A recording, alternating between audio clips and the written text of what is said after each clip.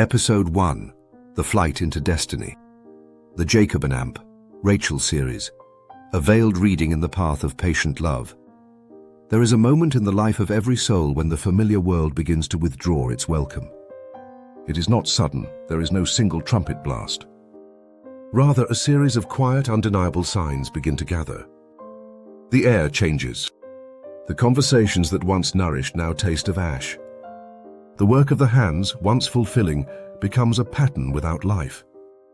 The soul begins to hear a call that no one else can hear, and to see a horizon that no one else remarks upon. For Jacob, this moment arose in the long shadow of a family wound. His father had blessed him with the inheritance of covenant, the very line through which the promises given to Abraham would continue.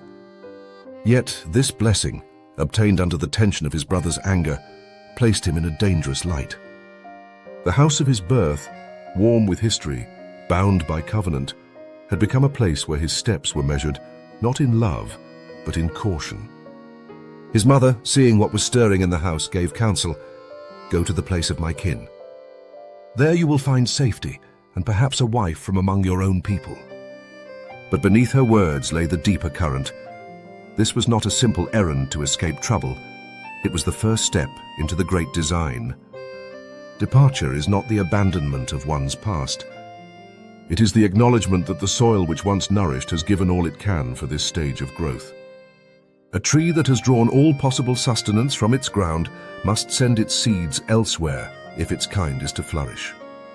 And so, Jacob, carrying the promise, carrying the ache of separation, carrying the unspoken hope of a yet unmet companion, began to walk. The path before him was not charted on any map in his possession. He had the names of places, the stories of relatives, but no guarantee of what the days ahead would bring. It is always so when the soul answers the summons, the path appears only as one walks it. The first days were filled with the hum of solitude. No brother to contend with, no father's eyes upon him, no mother's hand at his shoulder. Only the sound of his own feet against the earth and the thoughts that rose and fell like small waves within him. In solitude, a person begins to hear themselves without the echo of others' opinions. This is the necessary preparation for any great meeting, for if the heart is to recognize the other, it must first be able to hear the voice of its own truth. Nights fell cool. He would choose a place, gather stones for a pillow, and rest beneath the canopy of stars. And it was during one such night, a night between places without roof or door, that a vision came. A ladder stretched from the earth where he lay up into the heights, and upon it moved messengers between realms. Above it stood the presence, affirming the promise given to his fathers, now spoken directly to him, the land, the descendants, the blessing to all families of the earth. And with this, a personal assurance, "I am with you, and will keep you wherever you go, and will bring you back to this land." Visions do not come as decoration.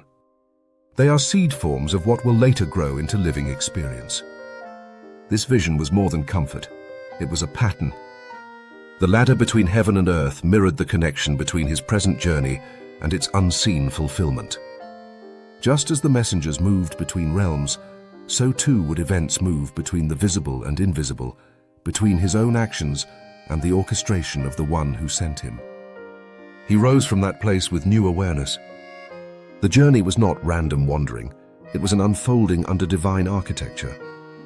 And as in all such journeys, each encounter ahead, whether with stranger, stone, or storm, would be part of the shaping. Days stretched into weeks.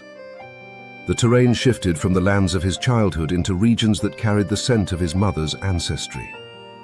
Each step forward was a step further from the person he had been within his father's tents. This is the nature of true movement. The body changes location, but the inner man is also altered. In the quiet of the road, Jacob began to consider what awaited him. His mother had spoken of her brother's household. Among them might be a woman fit to share in his covenantal calling. He had no image of her face, no sound of her voice. Only the knowledge that the one who had promised to keep him also knew the one who was to walk beside him. Here is where the deeper parallel emerges for any who seek their destined companion.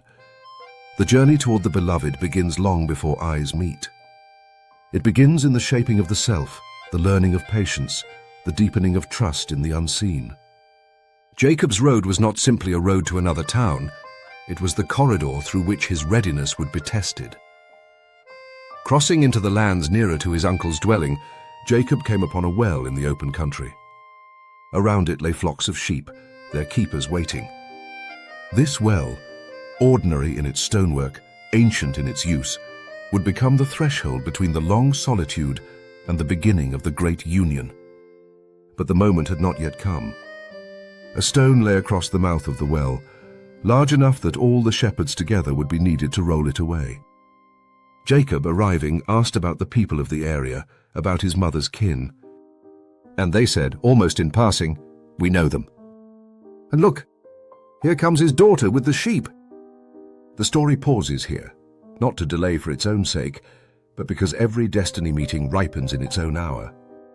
The beloved approaches from a distance, unaware that the eyes which will change the course of her life are already upon her. The seeker waits at the edge of recognition, still in the company of strangers, still before the veil is lifted from the well. This is where the open loops are hidden, in the pause before the meeting, in the breath between knowing and being known. The journey has brought Jacob to the very place where two paths will merge, yet the stone still covers the water, the voices still speak of ordinary matters, and the beloved still walks toward him unaware. The flight into destiny is not a desperate escape, it is a consecrated crossing.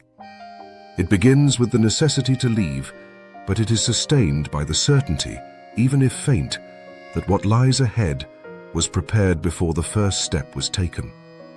Each night under the stars, each mile of empty road, each question to a passing stranger is part of the weaving. And for those who read this and find themselves somewhere between departure and arrival, between the house they have left and the face they have yet to see, hold to the pattern. The well is already dug. The flock is already on its way. The stone will be rolled back at the appointed moment. The rest belongs to the next telling.